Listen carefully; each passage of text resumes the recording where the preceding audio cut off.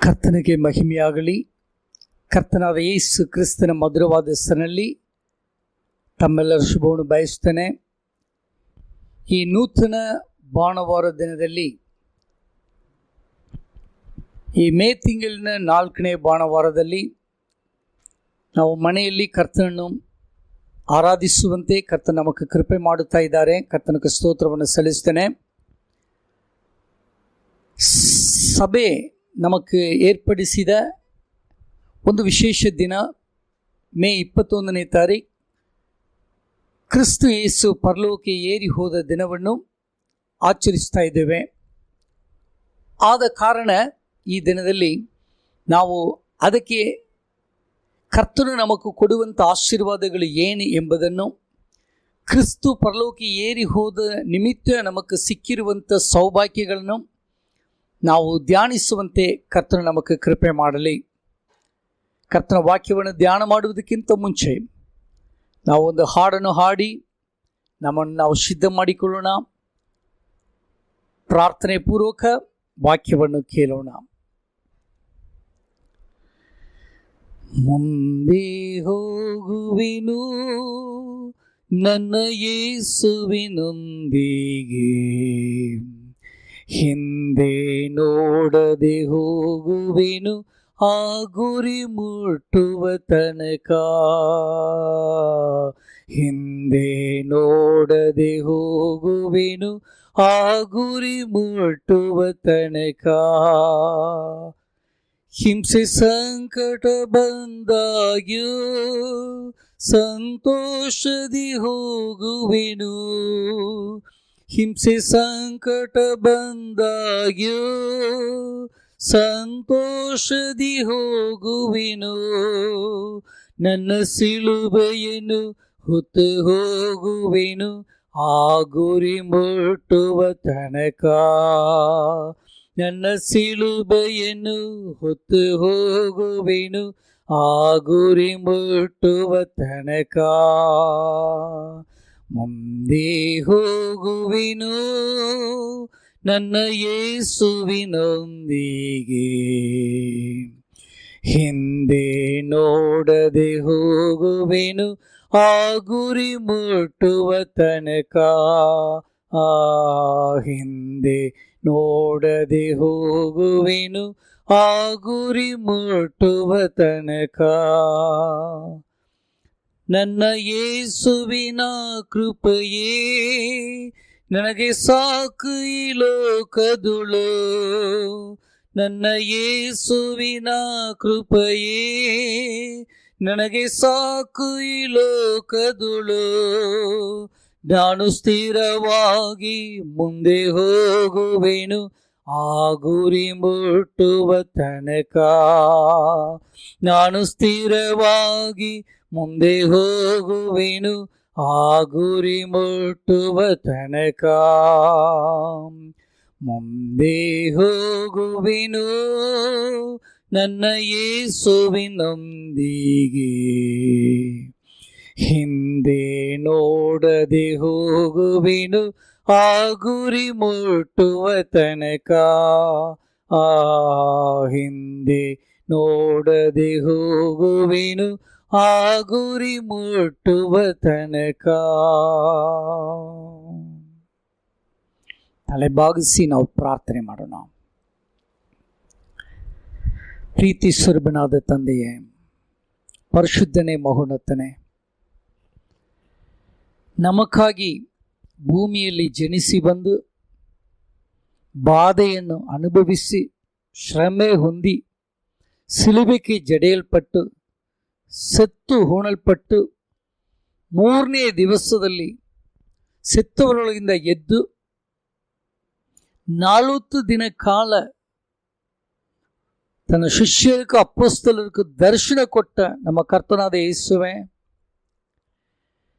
ನೀವು 40 ದಿನ ಪುನರುತ್ಥಾನ ಎದ್ದು ಬಂದ ನಂತರ ದರ್ಶನ ಕೊಟ್ಟದು ಮಾತ್ರವಲ್ಲ ಕರ್ತನೇ, ನೀವು ಪರಲೋಕಕ್ಕೆ ಏರಿ ಹೋದದ ನಿಮಿತ್ತ ನಾವು ಈ ದಿನಗಳಲ್ಲಿ ನೀವು ಕೊಟ್ಟಿರುವಂಥ ಸೌಭಾಗ್ಯಗಳನ್ನು ನಾವು ಅನುಭವಿಸ್ತಾ ಇದ್ದೇವೆ ಸ್ವಾಮಿ. ವಿಶೇಷವಾಗಿ ಕರ್ತನೇ, ಈ ಲೋಕದಲ್ಲಿ, ದೇಶಗಳಲ್ಲಿ, ರಾಜ್ಯಗಳಲ್ಲಿ ಕೊರೋನಾ ವೈರಸ್ನ ನಿಮಿತ್ತ ಇರುವಂಥ ಎಲ್ಲ ಗಲಿಬಿಲಿಗಳು, ಎಲ್ಲ ಹೋರಾಟಗಳು ಕರ್ತನೇ ಈ ಲೋಕದಲ್ಲಿ ನಡೆಯುತ್ತಾ ಇದ್ದಾಗಲೂ ನಿನ್ನ ಮಕ್ಕಳಾದ ನಾವು ನಿನ್ನನ್ನೇ ಎದುರು ನೋಡಿ ನಿನ್ನ ವಾಕ್ಯವನ್ನು ನಾವು ಧ್ಯಾನಿಸುವುದಕ್ಕೆ ನಮಗೆ ಕೃಪೆ ಮಾಡುತ್ತಾ ಇರುವುದಕ್ಕಾಗಿ ಸ್ತೋತ್ರ ಕರ್ತನೆ. ಈ ಸಂದರ್ಭದಲ್ಲಿ ಎಲ್ಲ ನಿನ್ನ ಪ್ರಿಯ ಮಕ್ಕಳು ನಾವು ನೆನಪು ಮಾಡಿಕೊಳ್ಳುತ್ತೇವೆ. ಈ ಕಷ್ಟ ಕಾಲಗಳಲ್ಲಿ ಕರ್ತನೆ,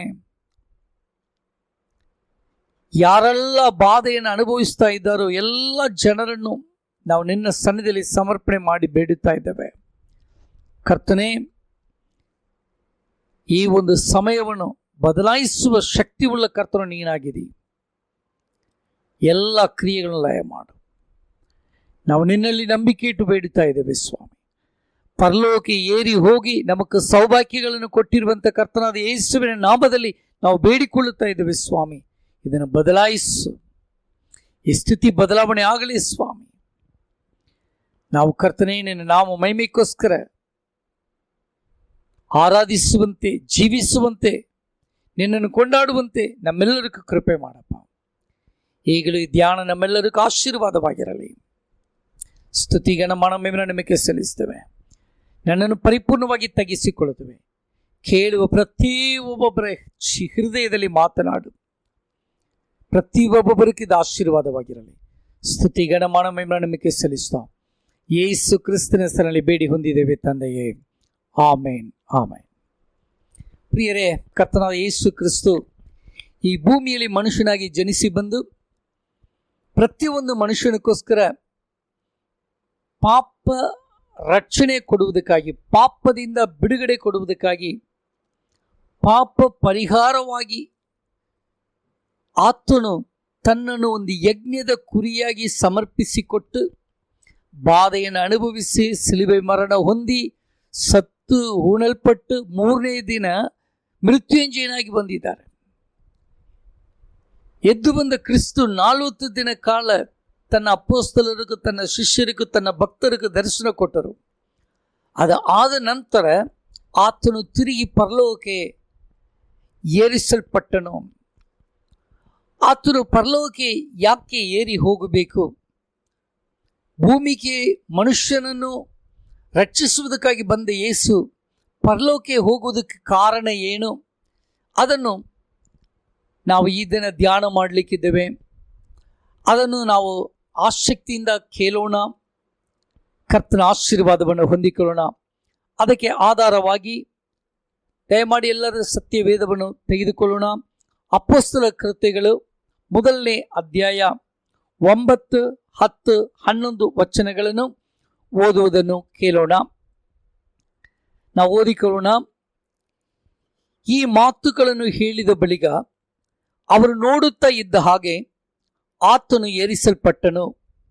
ಮೋಡವು ಆತನನ್ನು ಕವಿದುಕೊಂಡದ್ದರಿಂದ ಅವರ ಕಣ್ಣಿಗೆ ಮರೆಯಾದನು. ಆತನು ಹೋಗುತ್ತಿರುವಾಗ ಅವರು ಆಕಾಶದ ಕಡೆಗೆ ದೃಷ್ಟಿಸಿ ನೋಡುತ್ತಾ ಇರಲಾಗಿ ಶುಭ್ರ ವಸ್ತ್ರಧಾರಿಗಳಾದ 2 ಪುರುಷರು ಪಕ್ಕನೆ ಅವರ ಹತ್ತಿರ ನಿಂತುಕೊಂಡು, ಗಲಿಲಾಯದವರೇ, ನೀವು ಯಾಕೆ ಆಕಾಶದ ಕಡೆಗೆ ನೋಡುತ್ತಾ ನಿಂತಿದ್ದೀರಿ? ನಿಮ್ಮ ಬಳಿಯಿಂದ ಆಕಾಶದೊಳಗೆ ಸೇರಿಸಲ್ಪಟ್ಟಿರುವ ಈ ಯೇಸು ಯಾವ ರೀತಿಯಲ್ಲಿ ಆಕಾಶದೊಳಗೆ ಹೋಗಿರುವುದನ್ನು ನೀವು ಕಂಡೀರೋ ಅದೇ ರೀತಿಯಲ್ಲಿ ಬರುವನು ಎಂದು ಹೇಳಿದರು. ಹೌದು ಪ್ರಿಯರೇ, ಯೇಸು ಕ್ರಿಸ್ತನು ತನ್ನ ಶಿಷ್ಯರನ್ನು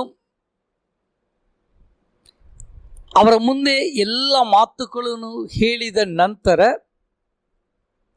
ಆತನು ಪರಲೋಕಕ್ಕೆ ಏರಿಸಲ್ಪಟ್ಟನು.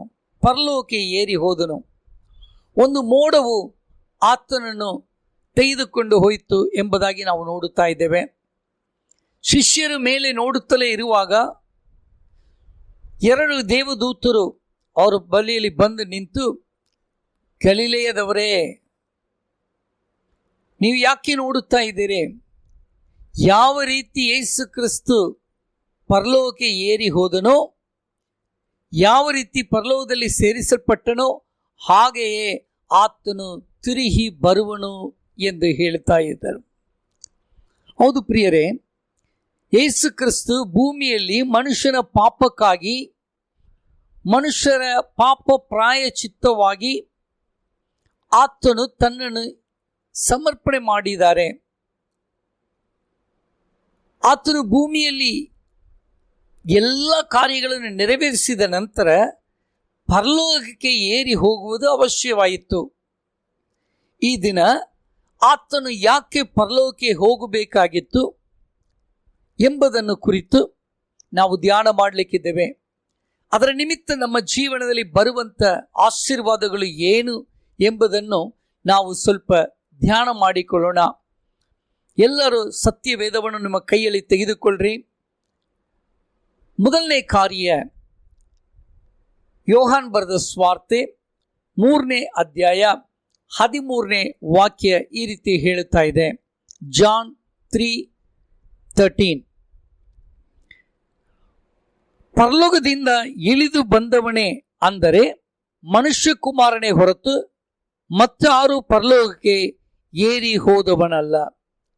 ಯೇಸು ಸ್ವಾಮಿ ಹೇಳಿದ ಮಾತು ಇದೆ, ಪರಲೋಕದಿಂದ ಇಳಿದು ಬಂದವರು ಮನುಷ್ಯಕುಮಾರನು ಎಂಬುದಾಗಿ.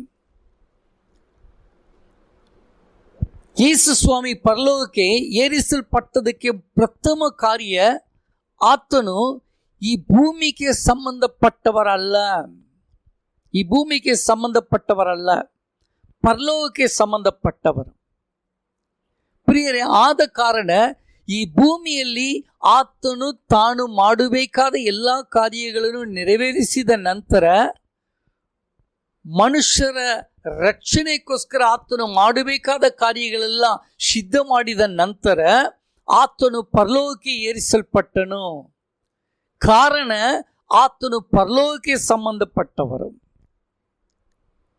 ಪ್ರಿಯರೇ, ಯೇಸು ಕ್ರಿಸ್ತು ಪರಲೋಕಕ್ಕೆ ಸಂಬಂಧಪಟ್ಟವರು. ಆದ್ದರಿಂದ ಆತನು ಎಲ್ಲಿருந்து ಬಂದರೋ ಈ ಭೂಮಿಗೆ ಆತನು ಪರಲೋಕದಿಂದ ಇಳಿದು ಬಂದ ಕಾರಣ, ಮನುಷ್ಯನಾಗಿ ರೂಪ ಹೊಂದಿ ಬಂದ ಕಾರಣ, ಮನುಷ್ಯನಾಗಿ ಆತನು ತಾಳ್ಮೆಯನ್ನು ದೀನತೆಯನ್ನು ಧರಿಸಿಕೊಂಡವರಾಗಿ ಇಲ್ಲಿ ಮಾಡಬೇಕಾದ ಸಂಗತಿಗಳೆಲ್ಲ ಮುಗಿದ ನಂತರ, ಶ್ರೇಷ್ಠ ಪಥವನ್ನು ಹೊಂದಿದ ನಂತರ ತಿರುಗಿ ಪರಲೋಕಕ್ಕೆ ಏರಿಸಲ್ಪಟ್ಟಿದ್ದರು. ಕಾರಣ ಆತನು ಪರಲೋಕಕ್ಕೆ ಸಂಬಂಧಪಟ್ಟವರು. ಇವತ್ತು ಇದು ನನಗೂ ನಿಮಗೂ ಕರ್ತನು ಕೊಡುವಂಥ ಮಾತು. ಪ್ರಿಯರೇ, ನೀವು ಈ ಲೋಕಕ್ಕೆ ಸಂಬಂಧಪಟ್ಟವರಲ್ಲ ಎಂದು ಯೇಸು ಕ್ರಿಸ್ತು ತನ್ನ ಶಿಷ್ಯರಿಗೆ ಹೇಳಿದ ಹಾಗೆ ನನಗೂ ನಿಮಗೂ ಹೇಳುತ್ತಾ ಇದ್ದಾರೆ. ನೀವು ಸಹ ಈ ಲೋಕಕ್ಕೆ ಸಂಬಂಧಪಟ್ಟವರಲ್ಲ. ನಾನು ನೀವು ಈ ಲೋಕಕ್ಕೆ ಸಂಬಂಧಪಟ್ಟವರಲ್ಲ. ಯೇಸು ಕ್ರಿಸ್ತು ಯಾವ ರೀತಿ ಪರಲೋಕಕ್ಕೆ ಸಂಬಂಧಪಟ್ಟವರೋ ಹಾಗೆ ನಾನು ನೀವು ಪರಲೋಕಕ್ಕೆ ಸಂಬಂಧಪಟ್ಟವರಾಗಿದ್ದೇವೆ. ಕರ್ತನ ವಾಕ್ಯ ಹೇಳುತ್ತದೆ, ಫಿಲಿಪ್ಪಿಯದವರಿಗೆ ಬರೆದ ಪತ್ರಿಕೆ 3ನೇ ಅಧ್ಯಾಯ 20ನೇ ವಾಕ್ಯದಲ್ಲಿ ನಾವು ಇದನ್ನು ನೋಡುತ್ತಾ ಇದ್ದೇವೆ. ನಾವಾದರೂ ಪರಲೋಕ ಸಂಸ್ಥಾನದವರು, ಕರ್ತನಾದ ಯೇಸು ಕ್ರಿಸ್ತು ಅಲ್ಲಿಂದಲೇ ರಕ್ಷಕನಾಗಿ ಬರುವುದನ್ನು ಎದುರು ನೋಡುತ್ತಾ ಇದ್ದೇವೆ. ಪ್ರಿಯರೇ, ನಾವಾದರೂ ಪರಲೋಕ ಸಂಸ್ಥಾನದವರು, ಪರಲೋಕಕ್ಕೆ ಸಂಬಂಧಪಟ್ಟದವರು, ನಾವು ಪರಲೋಕವನ್ನು ಬಯಸುವವರು. ನಮ್ಮ ನಿವಾಸ ಸ್ಥಾನ ಪರಲೋಕ, ನಮ್ಮ ಪರ್ಮನೆಂಟ್ ಸ್ಥಳ ಅದು. ನಾವು ಪ್ರತಿಯೊಬ್ಬೊಬ್ಬರು ಪರಲೋಕಕ್ಕೆ ಸಂಬಂಧಪಟ್ಟವರು. ಯೇಸು ಕ್ರಿಸ್ತು ಯಾವ ರೀತಿ ಪರಲೋಕಕ್ಕೆ ಎತ್ತಲ್ಪಟ್ಟರೋ ಹಾಗೆ ನಾನು ನೀವು ಯೇಸು ಕ್ರಿಸ್ತನ ಬರುವಿಕೆಯಲ್ಲಿ ಪರಲೋಕಕ್ಕೆ ಆತನ ಸಂಗಡ ಒಯ್ಯಲ್ಪಡುವವರಾಗಿದ್ದೇವೆ. ಪ್ರಿಯರೇ, ಇದು ನಮ್ಮ ಶಾಶ್ವತ ಸ್ಥಳ ಅಲ್ಲ. ಈ ಭೂಮಿ ನಮ್ಮ ಶಾಶ್ವತ ಸ್ಥಳ ಅಲ್ಲ. ನಮಗೆ ನಿರಂತರವಾದ ಆಶೀರ್ವಾದ ಸ್ಥಳ ಪರಲೋಕ. ಆದ್ದರಿಂದ ಸಂತೋಷವಾಗಿರಬೇಕು. ಈ ಹೊಂದುವಂಥ ಈ ಶ್ರಮೆಗಳು, ಈ ಕಷ್ಟಗಳೆಲ್ಲ ಸ್ವಲ್ಪ ಕಾಲ ಅಷ್ಟೇ. ಇದು ಶಾಶ್ವತ ಅಲ್ಲ. ನಮ್ಮ ನಿವಾಸ ಸ್ಥಾನ ಪರಲೋಕ. ನಾವು ಪರಲೋಕದ ನಿವಾಸಿಗಳಾಗಿದ್ದೇವೆ. ಆಗ ಯೇಸು ಕ್ರಿಸ್ತು ಮೊದಲನೇದಾಗಿ ಆತನು ಪರಲೋಕಕ್ಕೆ ಸಂಬಂಧಪಟ್ಟವರಿಂದ ಆತನು ಪರಲೋಕಕ್ಕೆ ಏರಿ ಹೋದನು. ಪರಲೋಕದಲ್ಲಿ ಆತನು ನಮಗೋಸ್ಕರ ಬಿಡಾರಗಳನ್ನು ಸಿದ್ಧ ಮಾಡುತ್ತಾ ಇದ್ದಾರೆ. ಯೋಹಾನ್ ಬರೆದ ಸುವಾರ್ತೆ 14ನೇ ಅಧ್ಯಾಯ 2-3 ವಚನಗಳಲ್ಲಿ ನಾವು ಅದನ್ನು ನೋಡುತ್ತಾ ಇದ್ದೇವೆ. ನಮಗೋಸ್ಕರ ನಿವಾಸ ಸ್ಥಾನಗಳನ್ನು ಸಿದ್ಧ ಮಾಡುತ್ತಾ ಇದ್ದಾರೆ. ನಾವು ಪರಲೋಕಕ್ಕೆ ಸಂಬಂಧಪಟ್ಟವರು, ಇದನ್ನು ಮರೆತು ಬಿಡಬೇಡ. ಆಗ ನಮ್ಮನ್ನು ಪರಲೋಕದ ನಿವಾಸಿಯಾಗಿ ಮಾಡುವುದಕ್ಕಾಗಿ ಯೇಸು ಕ್ರಿಸ್ತು ಭೂಮಿಗೆ ಬಂದು ತಿರುಗಿ ಪರಲೋಕ ಎತ್ತಲ್ಪಟ್ಟನು. ಆತನು ಪರಲೋಕ ನಿವಾಸಿಯಾಗಿರುವ ರೀತಿಯಲ್ಲಿ ನಮ್ಮನ್ನು ಪರಲೋಕ ನಿವಾಸಿಗಳಾಗಿ ಮಾಡುವುದಕ್ಕಾಗಿ ಆತನು ಎತ್ತಲ್ಪಟ್ಟನು. ಎರಡನೇ ಸಂಗತಿ ನಾವು ನೋಡಿಕೊಳ್ಳೋಣ. ಯೋಹಾನ್ ಬರೆದ ಸುವಾರ್ತೆ 16ನೇ ಅಧ್ಯಾಯ 7ನೇ ವಾಕ್ಯ. ಜಾನ್ 16:7. ಆದರೆ ನಾನು ನಿಮಗೆ ಸತ್ಯವನ್ನು ಹೇಳುತ್ತೇನೆ, ಕೇಳಿರಿ. ನಾನು ಹೋಗುವುದು ನಿಮಗೆ ಹಿತಕರವಾಗಿದೆ. ಹೇಗೆಂದರೆ, ನಾನು ಹೋಗದಿದ್ದರೆ ಆ ಸಹಾಯಕನು ನಿಮ್ಮ ಬಳಿಗೆ ಬರುವುದಿಲ್ಲ. ನಾನು ಹೋದರೆ ಆತನನ್ನು ನಿಮ್ಮ ಬಳಿಗೆ ಕಳಿಸಿಕೊಡುತ್ತೇನೆ. ಎರಡನೇದಾಗಿ, ಆತನು ಪರಲೋಕಕ್ಕೆ ಏರಿ ಹೋಗುವುದಕ್ಕೆ ಕಾರಣ, ಆತನು ಪರಲೋಕಕ್ಕೆ ಸೇರಿಸಲ್ಪಟ್ಟಿರುವುದಕ್ಕೆ ಕಾರಣ, ನಮ್ಮ ಸಂಗಡ ಇರುವುದಕ್ಕಾಗಿ ಒಬ್ಬ ಸಹಾಯಕನನ್ನು ಕಳಿಸಿಕೊಡುವಂಥವರಾಗಿದ್ದಾರೆ. ಆ ಸಹಾಯಕನನ್ನು ಆತನು ಕಳಿಸಿಕೊಟ್ಟಿದ್ದಾರೆ. ಆತನೇ ಪರಿಶುದ್ಧಾತ್ಮನು. ಆ ಪರಿಶುದ್ಧಾತ್ಮನು ನಮ್ಮ ಸಂಗಡ ಇರುವುದಕ್ಕೋಸ್ಕರ ಕ್ರಿಸ್ತು ಪರಲೋಕಕ್ಕೆ ಹೋದ ಮೇಲೆ ಆ ಪರಿಶುದ್ಧಾತ್ಮನೆಂಬ ಸಹಾಯಕನನ್ನು ಕಳಿಸಿಕೊಟ್ಟಿದ್ದಾರೆ. ಇದೇ ಎರಡನೇ ಆಶೀರ್ವಾದ. ನಮ್ಮ ಸಂಗಡ ಸದಾಕಾಲ ಇರುವುದಕ್ಕಾಗಿ ಸಹಾಯಕನಾಗಿ, ಸಂತೈಸುವ ಕರ್ತನಾಗಿ ಕಳಿಸಲ್ಪಟ್ಟಿರುವ ದೇವರಾತ್ಮನು ಯೇಸು ಕ್ರಿಸ್ತು ಪರಲೋಕಕ್ಕೆ ಹೋದ ಮೇಲೆ ನಮಗೆ ಕಳಿಸಲ್ಪಟ್ಟನು. ಅದೇ ಅಪೊಸ್ತಲ 2ನೇ ಅಧ್ಯಾಯದಲ್ಲಿ ನೋಡುತ್ತಾ ಇದ್ದೇವೆ. ಪಂಚಸಪ್ತ ದಿನದಲ್ಲಿ, ಪೆಂಟಿಕಾಸ್ಟಲ್ ಡೇಯಲ್ಲಿ ಇದು ನಡೆಯುತ್ತಾ ಇತ್ತು. ಅದಕ್ಕಿಂತ ಮುಂಚೆ ಯೇಸು ಸ್ವಾಮಿ ಅದನ್ನು ಕುರಿತು ಹೇಳ್ತಾ ಇದ್ದಾರೆ. ಅದನ್ನೇ ಶಿಷ್ಯರಿಗೆ ಹೇಳುತ್ತಾ ಇದ್ರು. ಓದಿಕೊಳ್ಳೋಣ. ಅಪೊಸ್ತಲ ಕೃತ್ಯಗಳ 1ನೇ ಅಧ್ಯಾಯ 4-5 ವಚನಗಳಲ್ಲಿ ನಾವು ನೋಡೋಣ. Acts 1:4-5. ಹೀಗಿರಲಾಗಿ ಆತನು ಅವರೊಂದಿಗೆ ಕೂಡಿದಾಗ ಅವರಿಗೆ, ಯೋಹಾನನು ನೀರಿನಲ್ಲಿ ದೀಕ್ಷಾಸ್ನಾನ ಮಾಡಿಸಿದನು, ನಿಮಗಾದರೂ ಇನ್ನೂ ಸ್ವಲ್ಪ ದಿವಸಗಳ ಒಳಗಾಗಿ ಪವಿತ್ರಾತ್ಮದಲ್ಲಿ ಸ್ನಾನವಾಗುವುದು. ಆದ ಕಾರಣ ನೀವು ಯೆರೂಸಲೇಮನ್ನು ಬಿಟ್ಟು ಹೋಗದೆ ತಂದೆ ಮಾಡಿದಂತ, ನೀವು ನನ್ನಿಂದ ಕೇಳಿದಂತ ವಾಗ್ದಾನಕ್ಕೆ ಕಾದುಕೊಂಡಿರಿರಿ ಎಂದು ಅಪ್ಪಣೆ ಕೊಟ್ಟನು. ಹೌದು ಪ್ರಿಯರೇ, ಈಗ ನೀವು ಪರಿಶುದ್ಧಾತ್ಮನಿಂದ ಸ್ವಲ್ಪ ಕಾಲದಲ್ಲಿ ಪರಿಶುದ್ಧಾತ್ಮನಿಂದ ನೀವು ಸ್ನಾನ ಹೊಂದುವಿರಿ ಎಂದು ಹೇಳಿದ್ದಾರೆ. ಪರಿಶುದ್ಧಾತ್ಮನ ಅಭಿಷೇಕ, ಯೇಸು ಕ್ರಿಸ್ತು ಪರಲೋಕಕ್ಕೆ ಹೋದ ಮೇಲೆ ಆತನ ಕಳಿಸಿಕೊಟ್ಟಿರುವಂಥ ಪರಿಶುದ್ಧಾತ್ಮನ ಅಭಿಷೇಕದ ನಿಮಿತ್ತ ಆತನು ನಮಗೆ ಸಹಾಯಕನಾಗಿ ದಿನನಿತ್ಯ ನಮ್ಮನ್ನು ನಡೆಸುವಂಥವರಾಗಿದ್ದಾರೆ. ಇವತ್ತು ಪರಿಶುದ್ಧಾತ್ಮನು ನಮ್ಮ ಸಂಗಡ ಸದಾಕಾಲ ಇರುವಂಥವರಾಗಿದ್ದಾರೆ.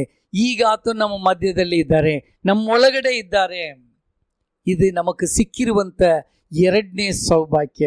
ಪ್ರಿಯ ದೇವ ಜನರೇ, ಈ ಪರಿಶುದ್ಧಾತ್ಮನು ನಮ್ಮನ್ನು ಸಂತೈಸುವ ಆತ್ಮನಾಗಿದ್ದಾರೆ.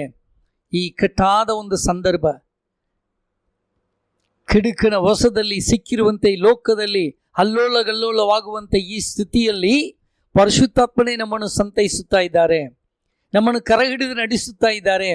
ಏನಿದ್ದರೂ ಸಹ ಕರ್ತನು ನಮ್ಮನ್ನು ಬಿಟ್ಟು ಅಗಲಲಿಲ್ಲ. ಆತ ನಮ್ಮ ಸಂಗಡವೇ ಇದ್ದಾರೆ, ನಮ್ಮ ಸಂಗಡಲೇ ಇದ್ದಾರೆ. ಧೈರ್ಯವಾಗಿರ್ರಿ, ಆತ ನಮ್ಮ ಮಧ್ಯದಲ್ಲಿ ಇದ್ದಾರೆ, ನಮ್ಮನ್ನು ಸಂತೈಸ್ತಾ ಇದ್ದಾರೆ. ಮಗನೇ ಮಗಳೇ, ಹೆದರಬೇಡ. ಸುದ್ದಿಗಳು ದೇಶದಲ್ಲಿ ಬರಬಹುದೇ, ಕ್ಷಣಕ್ಕೂ ಬೇರೆ ಬೇರೆ ಸುದ್ದಿಗಳು ಬರಬಹುದೇ, ಹೆದರಬೇಡ ಎಂದು ಹೇಳುತ್ತಾ ಇದ್ದಾರೆ. ನಿಮ್ಮ ಹೃದಯ ಕುಂದಿ ಹೋಗಬೇಡ ಎಂದು ಹೇಳಿದ್ದಾರೆ. ಆ ಪರಿಶುದ್ಧಾತ್ಮನ ಈಗಲೂ ನಮ್ಮನ್ನು ಸಂತೈಸಿ, ನಮ್ಮನ್ನು ಬೋಧಿಸಿ, ನಮ್ಮನ್ನು ನಡೆಸುವ ಆತ್ಮನಾಗಿದ್ದಾರೆ.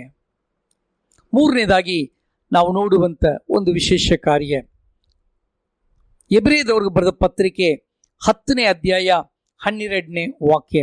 ಹೀಬ್ರೂಸ್ 10:12. ಆದರೆ ಈ ಯಾಜಕನು ಪಾಪ ನಿವಾರಣಕ್ಕೋಸ್ಕರ ನಿರಂತರವಾಗಿ ನಿಲ್ಲುವ ಒಂದೇ ಯಜ್ಞವನ್ನು ಸಮರ್ಪಿಸಿ ದೇವರ ಬಲಕಡೆಯಲ್ಲಿ ಕೂತುಕೊಂಡನು. ಮೂರನೇದಾಗಿ, ಕರ್ತನಾದ ಯೇಸು ಕ್ರಿಸ್ತು ಒಯ್ಯಲ್ಪಟ್ಟದಕ್ಕೆ ಕಾರಣ, ಪರಲೋಕಕ್ಕೆ ಏರಿ ಹೋದಕ್ಕೆ ಕಾರಣ, ಆತನು ತಂದೆಯಾದ ದೇವರ ಬಲಕಡೆಯಲ್ಲಿ ಕುಳಿತುಕೊಂಡಿರುತ್ತಾರೆ. ಆತನು ತಂದೆಯಾದ ದೇವರ ಬಳಿಯಲ್ಲಿ ಯಾಜಕನಾಗಿ ಆತನು ನಮಗೋಸ್ಕರ ಪಾಪ ನಿವಾರಣೆ ಯಜ್ಞವಾಗಿ ತನ್ನನ್ನೇ ಸಮರ್ಪಿಸಿಕೊಟ್ಟನು. ತನ್ನನ್ನು ಸಮರ್ಪಿಸಿಕೊಟ್ಟ ಆ ಕರ್ತನು ತನ್ನ ಕಾರ್ಯಗಳೆಲ್ಲ ನೆರವೇರಿಸಿದ ನಂತರ ಪರಲೋಕಕ್ಕೆ ಏರಿ ಹೋಗಿ ತಂದೆಯಾದ ದೇವರ ಬಲಕಡೆಯಲ್ಲಿ ಕುಳಿತುಕೊಂಡಿರ. ಆತನು ತಂದೆಯಾದ ಬಲಕಡೆಯಲ್ಲಿ ಯಾಕೆ ಕುಳಿತುಕೊಂಡಿರ್ತಾನೆ? ನಾವು ನೋಡಬೇಕಾದ ಒಂದು ವಿಶೇಷ ಸಂಗತಿ ಉಂಟು. 1 ಯೋಹಾನ 2ನೇ ಅಧ್ಯಾಯ 1ನೇ ವಾಕ್ಯ ಈ ರೀತಿ ಹೇಳುತ್ತಾ ಇದೆ. ಅಪೊಸ್ತಲನಾದ ಯೋಹಾನನು ಹೇಳುವಂಥ ಮಾತು, ನನ್ನ ಪ್ರಿಯರಾದ ಮಕ್ಕಳೇ, ನೀವು ಪಾಪ ಮಾಡದಂತೆ ಈ ಮಾತುಗಳನ್ನು ನಿಮಗೆ ಬರೆಯುತ್ತೇನೆ. ಯಾವನಾದರೂ ಪಾಪ ಮಾಡಿದರೆ ತಂದೆಯ ಬಳಿಯಲ್ಲಿ ನೀತಿವಂತನಾದ ಯೇಸು ಕ್ರಿಸ್ತನೆಂಬ ಸಹಾಯಕನು ನಮಗಿದ್ದಾನೆ. ಹೌದು ಪ್ರಿಯರೇ, ತಂದೆಯಾದ ದೇವರ ಬಲಕಡೆಯಲ್ಲಿ ಕುಳಿತುಕೊಂಡಿರುವಂಥ ಯೇಸು ಕ್ರಿಸ್ತು ನಾವು ಪಾಪ ಮಾಡುವಾಗ ನಮ್ಮ ಪರವಾಗಿ ತಂದೆಯ ಬಳಿಯಲ್ಲಿ ಮಾತನಾಡುವಂಥ ಸಹಾಯಕನಾಗಿದ್ದಾರೆ. ಯಾಕಂದ್ರೆ ಆತ ನೀತಿವಂತನಾಗಿರುವುದರಿಂದ ಪಾಪಿಗಳಾದ ನಮಗೋಸ್ಕರ ಈ ಭೂಮಿಗೆ ಬಂದು ತನ್ನ ನೀತಿಯನ್ನು ಆತನು ನೆರವೇರಿಸಿದ ಕಾರಣ ನೀವು ಮಾಡಿದ ಪಾಪಗಳನ್ನು, ತಿಳಿದು ತಿಳಿಯದ ರೀತಿಯಲ್ಲಿ ಮಾಡುವಂಥ ಪಾಪಗಳನ್ನು ನಮಗೋಸ್ಕರ ಕ್ಷಮಿಸಬೇಕೆಂದು ತಂದೆಯ ಬಳಿಯಲ್ಲಿ ಬೇಡಿಕೊಳ್ಳುತ್ತಾ ಇದ್ದಾರೆ. ಹೌದು ಪ್ರಿಯರೇ, ನಮ್ಮ ಸಹಾಯಕನ ಪರಲೋಕದಲ್ಲಿ ಇರುವಂಥದ್ದು ನಮಗೆ ಎಷ್ಟೊಂದು ಸೌಭಾಗ್ಯ. ನಮಗೆ ಸಹಾಯಕನಾಗಿ ಆತನು ಪರಲೋಕದಲ್ಲಿ ಇದ್ದಾರೆ. ತಂದೆಯ ಬಲಕಡೆಯಲ್ಲಿ ಕುಳಿತುಕೊಂಡಿದ್ದಾನೆ, ಸಿಂಹಾಸನದಲ್ಲಿ ಕುಳಿತುಕೊಂಡಿರುತ್ತಾರೆ. ಆತನು ನಮ್ಮ ಪಾಪದಿಂದ ನಾವು ದಂಡನೆ ಹೊಂದಬಾರದಂತೆ ನಮಗೋಸ್ಕರ ತಂದೆಯ ಬಳಿಯಲ್ಲಿ ಬೇಡಿಕೊಳ್ಳುವಂಥವರಾಗಿದ್ದಾರೆ. ಅದಕ್ಕೋಸ್ಕರವೇ ಆತನು ಪರಲೋಕಕ್ಕೆ ಎತ್ತಲ್ಪಟ್ಟನು. ನಾವು ಪಾಪಗಳನ್ನು ಮಾಡಿ ಸೋತು ಹೋಗಿದ್ದೇವಾ? ನಮ್ಮ ಪಾಪಗಳನ್ನು ಕ್ಷಮಿಸುವುದಕ್ಕೆ ಅಧಿಕಾರವುಳ್ಳ ಯೇಸು ಕ್ರಿಸ್ತು ಆತನು ನೀತಿವಂತನಾಗಿ ಈಗ ತಂದೆಯ ಬಳಿಯಲ್ಲಿ ನಾವು ದಂಡನೆ ಹೊಂದಬಾರದಂತೆ ನಮಗೋಸ್ಕರ ಆತನು ಬೇಡಿಕೊಳ್ಳುವಂಥವರಾಗಿದ್ದಾರೆ. ನಮಗೋಸ್ಕರ ಬೇಡುತ್ತಾ ಇದ್ದಾರೆ. 4ನೇದಾಗಿ ಒಂದು ಕಾರ್ಯ, ಎಫೆಸದವರು ಬರೆದ ಪತ್ರಿಕೆ 4ನೇ ಅಧ್ಯಾಯ 10ನೇ ವಾಕ್ಯ. ಎಫಿಸಿಯನ್ಸ್ 4:10, ಇಳಿದು ಬಂದವನು ಮೇಲಿನ ಎಲ್ಲ ಲೋಕಗಳಕ್ಕಿಂತ ಉನ್ನತವಾಗಿ ಏರಿ ಹೋದವನೇ, ಆದದರಿಂದ ಸಮಸ್ತ ಲೋಕಗಳನ್ನು ತುಂಬಿದವನಾಗಿದ್ದನು.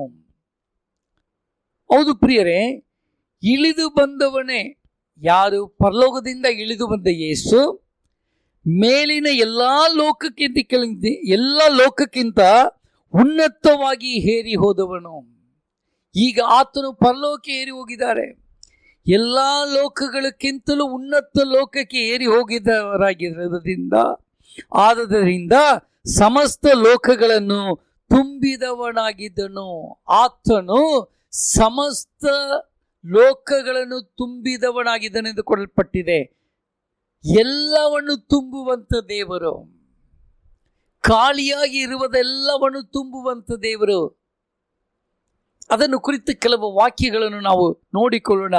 ಕೊಲೊಸ್ಸೆದವರು ಬರೆದ ಪತ್ರಿಕೆ 2ನೇ ಅಧ್ಯಾಯ 9-10 ವಚನಗಳಲ್ಲಿ ಇದನ್ನು ನಾವು ನೋಡುತ್ತಾ ಇದ್ದೇವೆ. ಕ್ರಿಸ್ತನಲ್ಲಿಯೇ ದೇವರ ಸರ್ವ ಸಂಪೂರ್ಣತೆಯು ಅವತರಿಸಿ ವಾಸ ಮಾಡುತ್ತದೆ ಮತ್ತು ನೀವು ಆತನಲ್ಲಿ ಇದ್ದುಕೊಂಡೇ ಪರಿಪೂರ್ಣತೆಯನ್ನು ಹೊಂದಿದವರಾಗಿದ್ದೀರಿ. ಕ್ರಿಸ್ತನಲ್ಲಿಯೇ ದೇವರ ಸಂಪೂರ್ಣತೆ ಇದೆ. ಕ್ರಿಸ್ತನಲ್ಲಿಯೇ ದೇವರ ಸಂಪೂರ್ಣತೆ ಇದೆ. ಆಗ ಆತನಲ್ಲಿ ಇದ್ದುಕೊಂಡಾಗ ನಾವು ಪರಿಪೂರ್ಣತೆಯನ್ನು ಹೊಂದಿದವರಾಗಿರುತ್ತೇವೆ. ಪ್ರಿಯರೇ, ಆತನು ಏರಿ ಹೋಗಿರುವುದಕ್ಕೆ ಕಾರಣ ಎಲ್ಲವನ್ನು ಸರ್ವ ಸಂಪೂರ್ಣತೆಯನ್ನು ಹೊಂದಿದವರಾದ ಆತನು ಎಲ್ಲವನ್ನು ತುಂಬುವುದಕ್ಕಾಗಿ, ಅಂದರೆ ನಮ್ಮ ಜೀವನವನ್ನು ನಾವು ಆತನಲ್ಲಿ ಇರುವಾಗ ಪರಿಪೂರ್ಣತೆಯಿಂದ ತುಂಬುವವರಾಗಿದ್ದಾರೆ. ನಮ್ಮ ಜೀವಿತದಲ್ಲಿ ಏನು ಕೊರತೆ ಇದೆ, ನಿಮ್ಮ ಜೀವನದಲ್ಲಿ ಏನು ಖಾಲಿಯಾಗಿದೆ, ಏನೇನಂತ ಯೋಚನೆ ಮಾಡಿಕೊಂಡು ಇದ್ದೀರಾ? ಕರ್ತನು ಮೇಲಕ್ಕೆ ಏರಿ ಹೋದಕ್ಕೆ ಕಾರಣ ಆತನಲ್ಲಿ ಇರುವಂಥ ಸರ್ವ ಸಂಪೂರ್ಣತೆಯನ್ನು ನಮ್ಮ ಜೀವನದಲ್ಲಿ ತೋರಿಸುವುದಕ್ಕಾಗಿಯೇ, ನಮಗೆ ಸಂಪೂರ್ಣವಾಗಿ ತುಂಬುವುದಕ್ಕಾಗಿಯೇ. ಇವತ್ತು ಕರ್ತನ ಆತ್ಮ ನಮಗೆ ಹೇಳುವಂಥ ಮಾತು, ನೀವು ಖಾಲಿಯಾಗಿರುವಂಥ ನಿಮ್ಮ ಜೀವಿತವನ್ನು ಆತನು ತುಂಬುವವರಾಗಿದ್ದಾರೆ. ನೀವು ಏನು ಕೊರತೆ ಇದೆ ಎಂದು ಹೇಳ್ತಾ ಇದ್ದೀರೋ ಕರ್ತನು ತುಂಬುವಂಥವರಾಗಿದ್ದಾರೆ. ಅದಕ್ಕೋಸ್ಕರ ಆತನು ಪರಲೋಕಕ್ಕೆ ಏರಿ ಹೋಗಿದ್ದಾರೆ.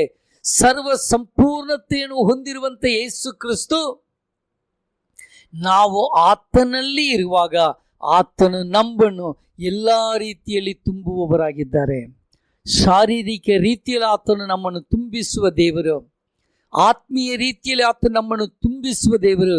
ಈ ಲೋಕದಲ್ಲಿ, ಈ ಲೋಕಕ್ಕೆ ಜೀವನಕ್ಕೆ ಬೇಕಾದ ಸಂಪೂರ್ಣ ಕಾರ್ಯಗಳಿಂದ ನಮ್ಮನ್ನು ತುಂಬಿಸುವ ದೇವರಾಗಿದ್ದಾರೆ. ಅದಕ್ಕೆ ಇನ್ನೊಂದು ವಾಕ್ಯವನ್ನು ಓದಿಕೊಳ್ಳೋಣ. 2 ಕೊರಿಂಥಿಯದವರಿಗೆ ಬರೆದ ಪತ್ರಿಕೆ 9ನೇ ಅಧ್ಯಾಯ 8ನೇ ವಾಕ್ಯದಲ್ಲಿ ಈಗ ಹೇಳುತ್ತಾ ಇದೆ, ದೇವರು ಸಕಲ ವಿಧವಾದ ದಾನಗಳನ್ನು ನಿಮಗೆ ಧಾರಾಳವಾಗಿ ಅನುಗ್ರಹಿಸುವುದಕ್ಕೆ ಶಕ್ತನಾಗಿದ್ದರಿಂದ ಯಾವಾಗಲೂ ಎಲ್ಲ ವಿಷಯಗಳಲ್ಲಿ ಪರಿಪೂರ್ಣತೆ ಉಳ್ಳವರಾಗಿ ಸಕಲ ಸತ್ಕಾರ್ಯಗಳನ್ನು ಹೇರಾಳವಾಗಿ ಮಾಡುವವರಾಗಿ ಇರಬೇಕು. ಅಪೊಸ್ತಲನಾದ ಪೌಲನು ಕೊರಿಂಥ ಸಭೆಗೆ ಹೇಳಿದಾಗ ಈ ಮಾತನ್ನು ಹೇಳುತ್ತಾ ಇದ್ದಾರೆ. ದೇವರು ಸಕಲ ವಿಧವಾದ ದಾನಗಳನ್ನು ನಿಮಗೆ ಧಾರಾಳವಾಗಿ ಅನುಗ್ರಹಿಸುವುದಕ್ಕೆ ಶಕ್ತನಾಗಿದ್ದಾರೆ. ಎಲ್ಲವನ್ನು ತುಂಬುವುದಕ್ಕೆ, ಸಂಪೂರ್ಣ ಆಶೀರ್ವಾದ ನಮಗೆ ಕೊಡುವುದಕ್ಕೆ ಶಕ್ತನಾಗಿರುವಂಥ ದೇವರು. ಎಲ್ಲ ವಿಷಯಗಳಲ್ಲಿ ನಮக்கு ಪರಿಪೂರ್ಣತೆಯನ್ನು ಕೊಡುವುದಕ್ಕೆ ಆತನ ಶಕ್ತನಾಗಿದ್ದಾರೆ. ಆದ್ದರಿಂದ ನಾವು ಧೈರ್ಯವಾಗಿರಬೇಕು, ಸತ್ಕಾರ್ಯಗಳನ್ನು ಮಾಡುವವರಾಗಿರಬೇಕು. ಮಾಡುವಂಥ ಕೆಲಸ ಕಾರ್ಯಗಳಲ್ಲಿ ಈ ಕೊರೋನಾ ವೈರಸ್ ಬಂದಿದ್ದ ಕಾರಣ ಅಲ್ಲಿ ಇಲ್ಲ, ಇದು ಇಲ್ಲ, ಕಾರ್ಯಗಳು ಮಾಡಲಿಕ್ಕೆ ಆಗ್ತಾ ಇಲ್ಲ ಅಂತ ಯೋಚನೆ ಮಾಡುವುದಕ್ಕೆ ಅವಶ್ಯವೇ ಇಲ್ಲ. ಕರ್ತನು ಹೇಳುತ್ತಾ ಇದ್ದಾರೆ, ನಾನು ಸಮಸ್ತವನ್ನು ತುಂಬುವಂಥ ದೇವರು. ನಿನ್ನ ಜೀವನದಲ್ಲಿ ನಾನು ಖಾಲಿಯಾಗಿರುವುದಕ್ಕೆ ಬಿಡುವೇನೋ? ಆತನು ಖಾಲಿಯಾಗಿರುವುದಕ್ಕೆ ಬಿಡುವುದಿಲ್ಲ. ಯಾಕಂದರೆ ಸಕಲ ವಿಧವಾದ ಸೌಭಾಗ್ಯಗಳನ್ನು ನಮಗೆ ಧಾರಾಳವಾಗಿ ಅನುಗ್ರಹಿಸುವ ಶಕ್ತನಾದ ದೇವರು ನಮಗಿದ್ದಾರೆ.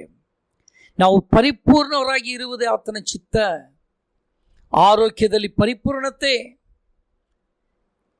ಆತ್ಮೀಯ ರೀತಿಯಲ್ಲಿ ಪರಿಪೂರ್ಣತೆ, ಆತ್ಮೀಯ ವರಗಳಲ್ಲಿ ಪರಿಪೂರ್ಣತೆ ಮಾತ್ರವಲ್ಲ, ಈ ಲೋಕದಲ್ಲಿ ನಾವು ಜೀವಿಸುವುದಕ್ಕೆ ಆತನು ತನ್ನ ಪರಿಪೂರ್ಣತೆಯನ್ನು ಕೊಡುವಂಥವರಾಗಿದ್ದಾರೆ. ಆತನ ಪರಿಪೂರ್ಣತೆಯಲ್ಲಿಯೇ ನಾವು ಇನ್ನೂ ಪರಿಪೂರ್ಣ ಹೊಂದುವುದಕ್ಕೆ ಕರ್ತನು ಇಷ್ಟಪಟ್ಟಿದ್ದಾರೆ. ಪ್ರಿಯ ದೇವ ಜನರೇ, ಇಳಿದ ಆತನು ಪರಲೋಕಕ್ಕೆ ಏರಿ ಹೋಗಿ ನಮ್ಮನ್ನು ತುಂಬಿಸುವುದಕ್ಕೆ ಆತನು ಬಂದಿದ್ದಾರೆ. ನಮ್ಮನ್ನು ತುಂಬಿಸುವುದಕ್ಕೆ ಆತನು ಶಕ್ತನಾಗಿದ್ದಾರೆ. ಈಗ ಖಾಲಿಯಾಗಿರುವಂಥ ನಿಮ್ಮ ಜೀವಿತ ತುಂಬಲ್ಪಡುತ್ತದೆ. ಚಿಂತೆ ಮಾಡಬೇಡ. ಈ ದಿನಗಳಲ್ಲಿ ನೀವು ಚಿಂತೆ ಮಾಡಬೇಡ. ನಮಕ್ಕಾಗಿ ಪರಲೋಕಕ್ಕೆ ಏರಿ ಹೋದ ಯೇಸು ಕ್ರಿಸ್ತ ಆತನು ಪರಲೋಕ ನಿವಾಸಿ, ನಾವು ಸಹ ಪರಲೋಕ ನಿವಾಸಿಗಳಾಗಿ ಇರುವುದಕ್ಕಾಗಿ ಇದನ್ನು ನೆರವೇರಿಸಿ ತೋರಿಸಿದ್ದಾರೆ. ಮಾತ್ರವಲ್ಲ, ಆತನು ನಮಗೆ ತನ್ನ ಸಹಾಯಕನನ್ನು ಕಳಿಸಿಕೊಟ್ಟಿದ್ದಾರೆ. ಆ ಸಹಾಯಕನು ಈಗಲೂ ನಮ್ಮ ಸಂಗಡ ಇದ್ದಾರೆ, ಈಗಲೂ ನಮ್ಮ ಸಂಗಡ ಇದ್ದಾರೆ. ಮೂರನೇದಾಗಿ, ಆ ಸಹಾಯಕನು ನಮ್ಮ ಸಂಗಡ ಇರುವುದು ಮಾತ್ರ ಅಲ್ಲ, ಪ್ರಿಯರೇ, ನಮ್ಮ ಜೀವನದಲ್ಲಿ ನಾವು ವಿಶೇಷವಾದ ಒಂದು ಕಾರ್ಯವನ್ನು ನಾವು ನೋಡುತ್ತಾ ಇದ್ದೇವೆ. ಆತನು ನಮ್ಮ ಪಾಪಗಳ ನಿಮಿತ್ತ ನಮಗಾಗಿ ತಂದೆಯ ಬಲಕಡೆಯಲ್ಲಿ ಕೂತುಕೊಂಡು ನಮಗೋಸ್ಕರ ಬೇಡಿಕೊಳ್ಳುವಂಥವರಾಗಿದ್ದಾರೆ. ಈ ಲೋಕದಲ್ಲಿ ನಾವು ಮಾಡುವಂಥ ತಿಳಿದು ತಿಳಿಯದ ರೀತಿಯಲ್ಲಿ ಮಾಡುವಂಥ ಪಾಪಗಳ ಪರಿಹಾರ ಆತನಿಂದಲೇ. ನಮಕ್ಕಾಗಿ ತಂದೆಯಲ್ಲಿ ಬೇಡುತ್ತಾ ಇದ್ದಾರೆ. ಕೊನೆಯದಾಗಿ, ನಾಲ್ಕನೆಯದಾಗಿ, ನಮ್ಮನ್ನು ತುಂಬಿಸುವ ದೇವರಾಗಿದ್ದಾರೆ. ನಮ್ಮನ್ನು ತುಂಬುವುದಕ್ಕಾಗಿ ಇಳಿದಾತನಲ್ಲಿ ಇರುವಂಥ ಎಲ್ಲ ಸಂಪೂರ್ಣತೆಯನ್ನು ಆತನು ಉನ್ನತ ಲೋಕದಲ್ಲಿ ಏರಿ ಹೋಗಿ ಆ ಸಂಪೂರ್ಣತೆ ಆಶೀರ್ವಾದಗಳನ್ನು ನಮ್ಮ ಮೇಲೆ ಧಾರಾಳವಾಗಿ ಸುರಿಸುತ್ತಾ ಇದ್ದಾರೆ. ನಾವು ಸತ್ಕಾರ್ಯಗಳನ್ನು ಮಾಡುವವರಾಗಿ ಇರುವಾಗ ಆ ಸಂಪೂರ್ಣತೆ ನಮ್ಮಲ್ಲಿ ಇನ್ನೂ ಹುಕ್ಕುತ್ತದೆ. ಯಾವ ರೀತಿ ಒಂದು ಬಾವಿಯಲ್ಲಿ ನೀರಿರುತ್ತದೋ, ಆ ನೀರು ನಾವು ತೆಹಿತಲೇ ಇರುವಾಗಲೇ, ಆ ನೀರನ್ನು ಉಪಯೋಗ ಮಾಡುತ್ತಲೇ ಇರುವಾಗಲೇ ಆ ಬಾವಿಯಲ್ಲಿ ನೀರು ಇನ್ನೂ ಉಕ್ಕಿ ಬರುವುದು. ಹಾಗೆ ನಮ್ಮಲ್ಲಿ ಇರುವಂಥ ಸತ್ಕಾರ್ಯಗಳು, ಸದ್ಗುಣಗಳು ನಮ್ಮಿಂದ ಹೊರಗೆ ಮತ್ತೊಬ್ಬರಿಗೆ ನಾವು ತೋರಿಸುತ್ತಲೇ ಇರುವಾಗಲೇ ನಮ್ಮ ಒಳಗಡೆ ಕರ್ತನ ಆಶೀರ್ವಾದಗಳು ಪರಿಪೂರ್ಣವಾಗಿ ತುಂಬಿ ಬರುವಂಥದ್ದಾಗಿದೆ. ಇವತ್ತು ಕರ್ತ ನಮ್ಮ ಸಂಗಡ ಮಾತನಾಡಿದ್ದಾರೆ. ಆತನು ಪರಲೋಕಕ್ಕೆ ಒಯ್ಯಲ್ಪಟ್ಟದ ಆಶೀರ್ವಾದ ನಮಕ್ಕೆ 4. ಇದನ್ನು ಅನುಭವಿಸುವುದಕ್ಕಾಗಿ ಕರ್ತನು ಈ ದಿನಗಳಲ್ಲಿ ಇದನ್ನು ಧ್ಯಾನ ಮಾಡುವುದಕ್ಕೆ ಇಷ್ಟಪಟ್ಟಿದ್ದಾರೆ. ಕರ್ತನಲ್ಲಿ ನಾವು ಪ್ರಾರ್ಥನೆ ಮಾಡೋಣ.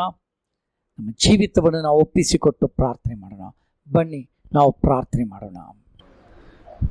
ಪ್ರೀತಿ ಸ್ವರ್ಗನಾದ ತಂದೆಯೇ, ಸಮಯಕ್ಕಾಗಿ ಸ್ತೋತ್ರ. ಸೋಷಿಯಲ್ ಮೀಡಿಯಾ ಮುಖಾಂತರವಾಗಿ ಈ ವಾರದಲ್ಲಿಯೂ ನಿನ್ನ ವಾಕ್ಯವನ್ನು ನಾವು ಧ್ಯಾನಿಸುವಂತೆ ಕೃಪೆ ಮಾಡೋದಕ್ಕಾಗಿ ಸ್ತೋತ್ರ. ನಮ್ಮ ವಾಕ್ಯದ ಮೇರೆಗೆ ಪರಲೋಕಕ್ಕೆ ಏರಿ ಹೋದ ಕ್ರಿಸ್ತನು ನಿಮಿತ್ತ ನಮಗೆ ಬರುವಂಥ ಆಶೀರ್ವಾದಗಳನ್ನು ನಾವು ಅರ್ಥ ಮಾಡಿಕೊಳ್ಳುವಂತೆ ನಮ್ಮೆಲ್ಲರಿಗೂ ಕೃಪೆ ಮಾಡಿ ಸ್ವಾಮಿ. ವಿಶೇಷವಾಗಿ ನಮ್ಮ ಕರ್ತನಾದ ಯೇಸು ಕ್ರಿಸ್ತು ಪರಲೋಕಕ್ಕೆ ಸಂಬಂಧಪಟ್ಟವರು. ಆದ್ದರಿಂದ ನಾವು ಸಹ ಈ ಲೋಕಕ್ಕೆ ಸಂಬಂಧಪಟ್ಟವರಲ್ಲ, ಪರಲೋಕಕ್ಕೆ ಸಂಬಂಧಪಟ್ಟವರೇ ಎಂಬುದನ್ನು ನಮಗೆ ದೃಢಪಡಿಸೋದಕ್ಕಾಗಿ ಸ್ತೋತ್ರ. ಆ ಪರಲೋಕವನ್ನೇ ಗುರಿ ಇಟ್ಟುಕೊಂಡು ನಾವು ಹೋಗುವಂತೆ ಸಹಾಯ ಮಾಡು. ಕ್ರಿಸ್ತು ಪರಲೋಕಕ್ಕೆ ಏರಿದ ನಿಮಿತ್ತ ಪರಿಶುದ್ಧಾತ್ಮನು ನಮಗೋಸ್ಕರ ಕಳಿಸಲ್ಪಟ್ಟಿರುವುದ ಆ ಪರಿಶುದ್ಧಾತ್ಮನು ಇಲ್ಲಿವರೆಗೆ ನಮ್ಮನ್ನು ನಡೆಸುತ್ತಾ ಇರುವುದಕ್ಕಾಗಿ ಸ್ತೋತ್ರ. ಇನ್ನು ಮುಂದೆ ನಡೆಸುವುದಕ್ಕಾಗಿ ಸ್ತೋತ್ರ. ಪರಿಶುದ್ಧಾತ್ಮನೇ, ಒಬ್ಬೊಬ್ಬರನ್ನು ಕರ ಹಿಡಿದು ನಡೆಸುವುದಕ್ಕಾಗಿ ಸ್ತೋತ್ರ, ಸಂತೈಸುವುದಕ್ಕಾಗಿ ಸ್ತೋತ್ರ, ಬೋಧಿಸುವುದಕ್ಕಾಗಿ ಸ್ತೋತ್ರ. ಕರ್ತನೆ, ಮಾತ್ರವಲ್ಲಪ್ಪ, ನೀವು ಪರಲೋಕದಲ್ಲಿ ತಂದೆಯ ಬಲಕಡೆಯಲ್ಲಿ ಕುಳಿತುಕೊಂಡಿರುವುದಕ್ಕಾಗಿ ಸ್ತೋತ್ರಪ್ಪ. ನಮ್ಮ ಪಾಪಗಳ ನಿಮಿತ್ತ ತಂದೆಯ ಬಳಿಯಲ್ಲಿ ನಮಗೋಸ್ಕರ ಬೇಡಿಕೊಳ್ಳುವಂಥ ಕರ್ತನಾಗಿದ್ದೀ ಸ್ವಾಮಿ. ನಾವು ತಿಳಿಯದ ರೀತಿಯಲ್ಲಿ ಮಾಡುವಂಥ ಎಲ್ಲ ಪಾಪಗಳಿಗೆ ಕ್ಷಮಾಪಣೆ ನೀಡಿ ಕರ್ತನೆ. ರಾಜ, ಇನ್ನು ಮುಂದೆ ಪಾಪ ಮಾಡದಂತೆ ನಿನ್ನ ಪ್ರಿಯ ಮಕ್ಕಳಾಗಿ ಕರ್ತನೆ ಜೀವಿಸುವುದಕ್ಕೆ ತಿಳಿಯದ ರೀತಿಯಲ್ಲಿ ಮಾಡುವಂಥ ಎಲ್ಲ ಪಾಪಗಳನ್ನು ತಂದೆಯ ಬಳಿಯಲ್ಲಿ ನೀವು ನಮಗೋಸ್ಕರ ಬೇಡಿಕೊಂಡು ನಮ್ಮ ಪಾಪಗಳಿಂದ ನಮಗೆ ವಿಮೋಚನೆ ನೀಡಲು ಬೇಡುತ್ತೇವೆ ಸ್ವಾಮಿ. ಮಾತ್ರವಲ್ಲಪ್ಪ, ನೀನು ಇಳಿದು ಬಂದ ಕರ್ತನು ಉನ್ನತ ಲೋಕಕ್ಕೆ ಏರಿ ಹೋಗಿ ಸಮಸ್ತವನ್ನು ತುಂಬುವ ದೇವರಾಗಿದ್ದೀ ಸ್ವಾಮಿ.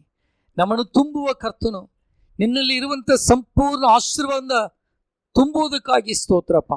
ನಾವು ಶಾರೀರಿಕ ರೀತಿಯಲ್ಲಿ, ಆತ್ಮೀಯ ರೀತಿಯಲ್ಲಿ ಕರ್ತನೆ ಈ ಲೋಕದಲ್ಲಿ ಜೀವನ ಮಾಡುವುದಕ್ಕೆ ಬೇಕಾದ ಸಂಪೂರ್ಣ ರೀತಿಯಲ್ಲಿ ನಮ್ಮನ್ನು ತುಂಬಿಸಿ ನಡೆಸಲು ಬೇಡುತ್ತೇವೆ ಸ್ವಾಮಿ. ಈ ವಾರವೆಲ್ಲ ಕರ್ತನೆ ಈ ವಾಕ್ಯ ಒಬ್ಬೊಬ್ಬರ ಜೀವನದಲ್ಲಿ ನೆಲೆಯಾಗಿರಲಿ. ಕರ್ತನೆ, ಈ ಕೊರೋನಾ ವೈರಸ್ ಕಾಲಗಳಲ್ಲಿ ಕೊರತೆಯಲ್ಲಿರುವಂಥ ಜನರಿಗೆ ನೀನೇ ನಿನ್ನ ಸಂಪೂರ್ಣತೆಯಿಂದ ಆಶೀರ್ವದಿಸಪ್ಪ, ತುಂಬಿಸು ಕರ್ತನೆ. ಯೇಸುವೇ ಎಂದು ಯಾರೆಲ್ಲ ಕೂಗುತ್ತಾರೋ, ನನಗೆ ಏನು ಇಲ್ಲ ಏಸಯ್ಯ ನನ್ನನ್ನು ನೋಡು ಎಂದು ಕೂಗುತ್ತಾರೋ, ಕೂಗುವ ಕಾಗೆ ಮರಿಗಳಿಗೆ ಆಹಾರ ಕೊಡುವಂಥ ಕರ್ತರು ನಿನ್ನ ಮಕ್ಕಳ ಕೂಗನ್ನು ಲಾಲಿಸಿ ಅದ್ಭುತ ಮಾಡು. ನಿನ್ನ ಸಂಪೂರ್ಣತೆಯಿಂದ ನನ್ನ ಮಕ್ಕಳನ್ನು ಸಮೃದ್ಧಿಪಡಿಸಿ ಕರ್ತನೆ. ಸಮಾಧಾನ ಕಾರ್ಯಗಳನ್ನು ನೆರವೇರಿಸಪ್ಪ. ಒಬ್ಬೊಬ್ಬರ ಪ್ರಯಾಸಗಳನ್ನು ಸಫಲಗೊಳಿಸು. ಈ ನೂತನ ವಾರದಲ್ಲಿ ಕೈಗೆಚ್ಚು ಮಾಡುವಂಥ ಕೆಲಸ ಕಾರ್ಯಗಳಿಗೆ ಆಶೀರ್ವಾದ ಉಂಟಾಗಲಿ. ಹೋಗುವಾಗಲೂ ಬರುವಾಗಲೂ ಆಶೀರ್ವದಿಸಪ್ಪ. ಕರ್ತನ ಪ್ರಯಾಸಕ್ಕೆ ತಕ್ಕಂಥ ಪ್ರತಿಫಲ ಅನುಭವಿಸಲಿ ಸ್ವಾಮಿ. ಕರ್ತನೆ, ಒಂದು ಕುಟುಂಬದಲ್ಲಿ ಆಶೀರ್ವಾದ ಉಂಟಾಗಲಿ, ಸುಕ್ಷೇಮ ಉಂಟಾಗಲಿ. ವೈರಿಯ ಕಣ್ಣಕ್ಕೆ ಮಕ್ಕಳನ್ನು ಮರೆ ಮಾಡು. ಒಬ್ಬೊಬ್ಬರ ಮನೆಯಲ್ಲಿ ಯೇಸು ಕ್ರಿಸ್ತನ ರಕ್ತವನ್ನು ಚೆಲ್ಲಿಸುತ್ತೇವೆ ಸ್ವಾಮಿ. ಕರ್ತನೆ, ಯಾವ ಬಾಧೆಯನ್ನು ಮಕ್ಕಳನ್ನು ಹತ್ತಿರ ಬರದಂತೆ ಯಾವ ಉಪದ್ರವವನ್ನು ಮಕ್ಕಳ ಹತ್ತಿರ ಬರದಂತೆ ಒಬ್ಬೊಬ್ಬರನ್ನು ಮರೆಮಾಡಿ ನಡೆಸು ಕರ್ತನೆ. ಕರ್ತನೆ, ಈ ನೂತನ ವಾರ ಎಲ್ಲರಿಗೂ ಆಶೀರ್ವಾದವಾಗಿರಲಿ, ಅನ್ನಪಾನಗಳ ಆಶೀರ್ವಾದವಾಗಿರಲಿ. ಸಮಾಧಾನ ಕರ್ತನು ತಾನೇ ಮಕ್ಕಳ ಜೀವನದಲ್ಲಿ ಸಮಾಧಾನವನ್ನು ಉಂಟು ಮಾಡು ಕರ್ತನೆ. Thank you lord. ಪರಿಶುದ್ಧನೇ, ಮಹೋನ್ನತನೇ, ನಿನ್ನನ್ನು ಮಹಿಮೆ ಪಡಿಸ್ತೇವೆ, ಕೊಂಡಾಡುತ್ತೇವೆ ಸ್ವಾಮಿ. ದೇಶದಲ್ಲಿ ಬಿಡುಗಡೆ ಉಂಟಾಗಲಿ. ಈ ಕೊರೋನಾ ವೈರಸ್ನಿಂದ ದೇಶ ಜನರು ಬಿಡುಗಡೆ ಹೊಂದಿಕೊಳ್ಳಲಿ ಕರ್ತನೆ. ಇದು ಇನ್ನು ಮುಂದೆ ಹರಡದಂತೆ ದೇಶದಲ್ಲಿ ಕರ್ತನೆ ಸುಕ್ಷೇಮ ಉಂಟು ಮಾಡಪ್ಪ. Thank you. ದೇಶದ ನಾಯಕರುಗಳ ಅಧಿಕಾರಿಗಳನ್ನು ಆಶೀರ್ವದಿಸಪ್ಪ ಕರ್ತನೆ. ಒಬ್ಬೊಬ್ಬರು ದೇಶದ ಜನರು, ನಾಯಕರುಗಳು, ಅಧಿಕಾರಿಗಳು ಕರ್ತನೆ, ಕೆಳಗಿನ ಮಟ್ಟದಲ್ಲಿ ಪ್ರತಿಯೊಂದು ಪ್ರಜೆಗಳು ಕರ್ತನೆ ಯೇಸುವಿನ ನಾಮದಲ್ಲಿ ಆಶೀರ್ವದಿಸಲ್ಪಡಲಿ. ಒಬ್ಬೊಬ್ಬರು ರಕ್ಷಣೆ ಹೊಂದಿಕೊಳ್ಳಪ್ಪ, ರಕ್ಷಿಸಲ್ಪಡಲಿ ಕರ್ತನೆ. ದೇಶದಲ್ಲಿ ವಿಮೋಚನೆಯನ್ನು ಉಂಟು ಮಾಡಪ್ಪ. ಬಂಧಿಸಲ್ಪಟ್ಟಿರುವಂಥ ನಮ್ಮ ದೇಶ ಬಿಡುಗಡೆ ಹೊಂದಿಕೊಳ್ಳಲಿ. ಶೈತಾನ ಬಂಧನದಿಂದ ಜನರು ಬಿಡುಗಡೆ ಆಗಲಿ ಸ್ವಾಮಿ. ಶೈತಾನ ಬಂಧನಕ್ಕೆ ಒಳಗಾಗಿರುವಂಥ ನಮ್ಮ ದೇಶದ ಕರ್ತನೆ ಕ್ರಿಯೆಗಳು ಯೇಸುವಿನ ನಾಮದಲ್ಲಿ ಬಿಡುಗಡೆ ಆಗಲಿ ಸ್ವಾಮಿ. ದೇಶಕ್ಕೆ ಕ್ಷೇಮ ಉಂಟಾಗಲಿ, ದೇಶಕ್ಕೆ ಆಶೀರ್ವಾದ ಉಂಟಾಗಲಿ. ದೇವಾಲಯಗಳು ತೆರೆಯಲ್ಪಡಲಿಪ್ಪ. ಆರಾಧಿಸುವಂಥ ಜನರನ್ನು ಆರಾಧಿಸುವುದಕ್ಕೆ ಅಡ್ಡಿಯಾಗಿರುವಂಥ ಎಲ್ಲ ಅಡ್ಡಿ ಅಡೆತಗಳನ್ನು ದೂರ ಮಾಡಪ್ಪ ಕರ್ತನೆ. ಸಮಾಧಾನ ಕಾರ್ಯಗಳು ದೇಶದಲ್ಲಿ ಉಂಟು ಮಾಡು. ಸೌಭಾಗ್ಯಗಳು ಒಬ್ಬೊಬ್ಬರು ಅನುಭವಿಸುವಂತೆ ಕೃಪೆ ಮಾಡಪ್ಪ. ಕಣಿಕರಿಸು, ಕಣಿಕರಿಸು, ಕಣಿಕರಿಸು ಕರ್ತನೆ. ಒಬ್ಬೊಬ್ಬರು ಕರ್ತನ ಭಯದಲ್ಲಿ ಕಾರ್ಯಗಳು ಮಾಡುವಂತೆ ಸಹಾಯ ಮಾಡಪ್ಪ. ಮತ್ತೊಂದು ಆವರ್ತಿಯಿಂದ ವಾಕ್ಯಕ್ಕೆ ಒಪ್ಪಿಸ್ತೇವೆ. ವಾಕ್ಯದ ನಿಮಿತ್ತ ಒಬ್ಬೊಬ್ಬರು ಆಶೀರ್ವದಿಸಲ್ಪಡಲಿ. ಸ್ತುತಿ ಗಣಮಾನ ಮಹಿಮೆ ನಡುವಿಕೆ ಸಲ್ಲಿಸ್ತಾ ಯೇಸು ಕ್ರಿಸ್ತನ ಹೆಸರಲ್ಲಿ ಬೇಡಿ ಹೊಂದಿದ್ದೇವೆ ತಂದೆಯೇ, ಆಮೇನ್, ಆಮೇನ್. ಪ್ರಿಯರೇ, ಈ ಕೊರೋನಾ ವೈರಸ್ ಕಾಲಗಳಲ್ಲಿ ಕೆಲವು ವಾಕ್ಯಗಳು ನಾನು ನಿಮಗೆ ಹೇಳುತ್ತೇನೆ. ಅದನ್ನು ದಯಮಾಡಿ ನೀವು ನಿಮ್ಮ ಪ್ರಾರ್ಥನೆಗಳಲ್ಲಿ ಅದನ್ನು ಹೇಳಿ ಪ್ರಾರ್ಥನೆ ಮಾಡಬೇಕಾಗಿ ಕೇಳುತ್ತೇನೆ. ಮತ್ತೇನು ಬರೆದ ಸ್ವಾತಿ 18ನೇ ಅಧ್ಯಾಯ 14ನೇ ವಾಕ್ಯದಲ್ಲಿ, ಒಂದು ಆತ್ಮ ಕೆಟ್ಟು ಹೋಗುವುದು ತಂದೆಯ ಚಿತ್ತ ಅಲ್ಲ, ಆದ್ದರಿಂದ ಯಾರು ಕೆಟ್ಟು ಹೋಗಬಾರದಂತೆ ನಾವು ಪ್ರಾರ್ಥನೆ ಮಾಡೋಣ. 2ನೇ ಸಾಮುವೇಲ್ 24ನೇ ಅಧ್ಯಾಯ 16 ಮತ್ತು 25, 2 ಸ್ಯಾಮ್ಯುಯಲ್ 24:16 and 25, ಇದು 2 ವಚನಗಳಲ್ಲಿ ನಾವು ನೋಡುತ್ತಾ ಇದ್ದೇವೆ. ಬಾಧೆ ನಿಲ್ಲಿಸಲ್ಪಟ್ಟದೆ, ಕರ್ತನು ಪಶ್ಚಾತ್ತಾಪ ಪಟ್ಟನು. ಸರ್ವಾಂಗ ಹೋಮ, ಸಮಾಧಾನ ಹೋಮ ಸಲ್ಲಿಸಿದಾಗ ದೇವರು ದೇಶಕ್ಕಾಗಿ ಬೇಡಿಕೊಂಡ ಪ್ರಾರ್ಥನೆ ಲಾಲಿಸಿ ಬಾಧೆ ನಿಂತು ಹೋಯಿತು ಅಂತ ನಾವು ನೋಡುತ್ತಾ ಇದ್ದೇವೆ. ಇದನ್ನು ಹೇಳಿ ನಾವು ಪ್ರಾರ್ಥನೆ ಮಾಡೋಣ.